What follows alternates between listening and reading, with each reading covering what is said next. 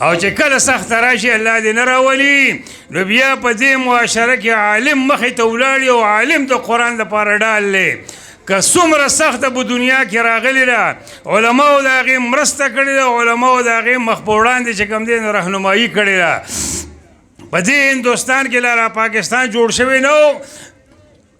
په هغه وخت کې د هندوستان په یو چوک یو عیسايي راپورته شو او هغه انجیل د سینې سره نیولی دی او راغی او د هندوستان په یو چوک کې اعلان وکړ وی دا انجیل په حق دی انجیل په لاسو کې دی قرآن په حق نه دی انجیل په حق دی چا ورته وی دا څنګه هغه ورته ته به قرآن ور کې کېږي او زه به د انجیل ور کې کېږدم کم یو وسوځېد هغه به په ناحقه وي چې کم یو ونه سوځېد هغه به په حقه وي هغه یو دا تاثر دی خلکو له ورکړه د هغه سره خپل څه مثاله په دغه انجیل کتاب باندې لګولې وه او هغې د اور نه د نه سوځېدو ته تیار کړی په دې کې په دغه زمانه کې یو لوی عالم و شاه عبدالرحیم رحمت الله علیه غالبا چې د شاه ولی الله محدث دهلوي رحمت الله علیه والد محترم و هغه چا خبر که هغه وله راغی هغه سره انجیل په لاسو کې او شاه عبدالرحیم رحمت الله علیه ځان سره قرآن راوړه قرآن یې راوړه نو هغه ورته څه کوې دا تاسو فتنه او مصیبت دې جوړ کړی دی هغه عیسايي ورته انجیل په حقه دی وی څنګه وی دا زه اور کې ږدم که دې ونه سوځېد نو دې به په حقه وي او ته دا قرآن په اور کې کښېږده که دې ونه سوځېد نو دې به په حقه وي دا د قدرت شان دی هغه ورته داسې نه کوم انجیل کم ګناه کړی چې ته اور ته غورځئ قرآن کم ګناه کړی چې زه اور کې کښېږدم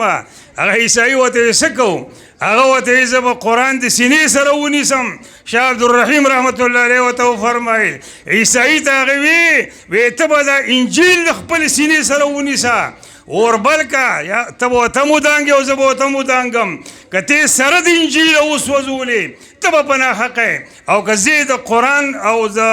ته زه د سره د قرآن وسوځېدم نو زه به په ناحقه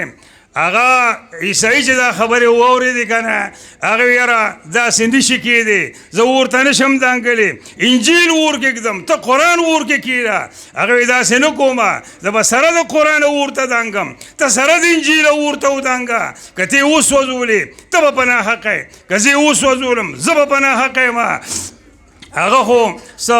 دوایي موایي د انجیل د پاسه لګولې وه چې هغې اور نه که اور نه سوځوله اخر کې هغه په دې خبره باندې پوه شو یاره دارالعلوم دیوبند علما چې څومره دي که نه دیوبندیان علما هغې په هر میدان کې د قرآن د خدمت دپاره خپل سرونه د په تلي کې ایښي دي په هر میدان کې د قرآن د خدمت دپاره هغې په خپلو سرونو باندې کفنونه د تړلي محترمو او دا علما تاسو ته په سټیج باندې ناس ښکاري دا هم حق د هغه علماو بچي دي د قرآن د خدمت دپاره ما خپله سینه ډال نیولې ده د قرآن د خدمت دپاره ما په خپل سر باندې کفن تړلی دی که زما هر څه دوړه کېږي نو دوړه به شي د قرآن خدمت د قرآن حفاظت د قرآن سره مینه محبت دا د علماو کار دی او تاسو را سره په دې خدمت کې شریک یې